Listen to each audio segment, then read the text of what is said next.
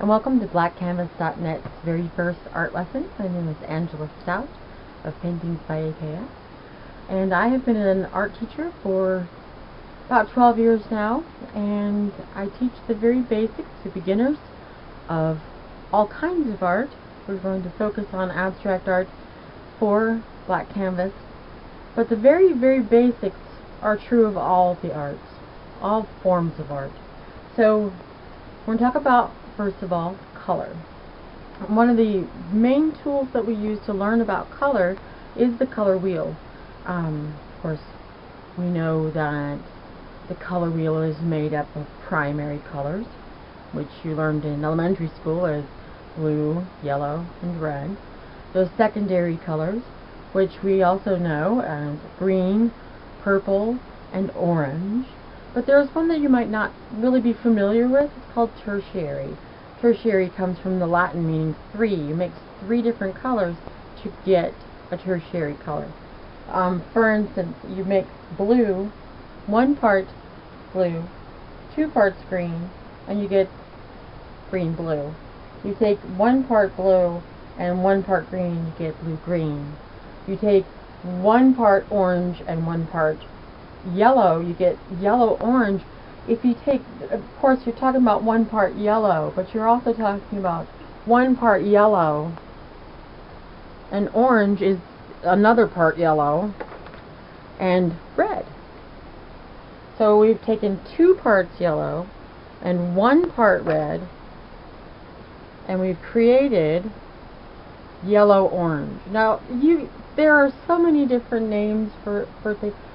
Because of the nature of white light, which is additive light, if you take a prism and you break down sunlight, you get all the colors of the rainbow, and there's millions of them. There's so many combinations of colors. So to make it simple, we're going to call it yellow-orange, and we're going to put the yellow-orange right between yellow and the orange on the color wheel, because that makes sense, doesn't it? So if we take 1 part yellow and 2 parts red, we're going to get a red-orange. Could be brick orange, could be, oh no, so many different ways we could name the colors, but mostly what we're talking about is the fact that it is yellow and red mixed together in three different forms. So you have 2 parts red, 1 part yellow, get the 3 tertiary.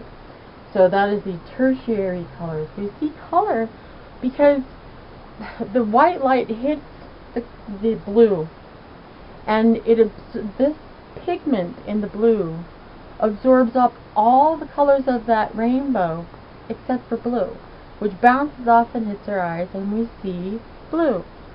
If we see green, we're seeing it absorbs all the colors of the rainbow except for blue and yellow, and it mixes it in your brain and calls it green. Make sense? Now we're talking about pigment. Pigment is the material that floats, that holds the color. It could be in any medium: water, acrylic, oil, crayons, wax. It could be in anything. Is the actual medium. So we have different types of pigment in different types of mediums, and when we put pigment down, it becomes subtractive color, which means if you add all the colors together of pigment, you would get black. If you add all the colors of light, of course, you would get white. So if we talk about the color wheel itself and how you can use it as a tool to create mood, to create feelings, to create textures and light and contrast. So let's talk about that for a second. If you talk about contrast, most people think of light and dark as contrast, but you can also contrast in colors. On the color wheel, if it isn't in a triangle, it is considered a contrasting color. That's why all the primary colors really make it stand out, because it's contrasting. If you take all the secondary colors, if you take a tertiary color in a triangle, those are considered contrasting colors. Now, complementary colors are right across the color wheel. And right across from red is green. That's why I think they make such great Christmas colors. Right across purple from yellow is yellow. And I've seen it they tried to put purple and yellow when you're doing interior design. Not so much. But they are complementary colors on a color wheel. So if you take blue and across from blue is orange, you see why the Broncos, oh Lord, in Idaho are Bronco crazy. I'm not a football fan myself, but they picked blue and orange because they are complementary colors. One more term I'd like to use for beginners to understand is analogous. Analogous means that they're all on the same side. Blue, purple, and red are considered analogous. Red, orange, yellow, analogous. Yellow, green, blue, analogous. You understand the concept? It is used in all kinds of combinations. You can put contrasting, complementary, and analogous colors all in the same painting. It may produce chaos, but maybe that's what you want. In abstract art, sometimes movement is created by chaos. One more concept of color is the neutral palette. Neutral palettes are white, brown, and black. Brown in all of its shades. Beige, tan, and dark browns, many layers of brown.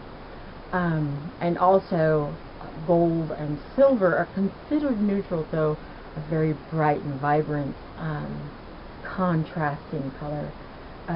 But it's still a neutral and can be combined with any other color. That's the thing about neutrals. If you put blue and a neutral, it'll go together and it will look nice. Does that make sense? Well, that is the first lesson, and hopefully I'm planning on doing 8 of these. I'm really glad that Jumper asked me to do a video about basics of art, and I hope to see you again. I'm Angela Stout for BlackCanvas.net. Thank you.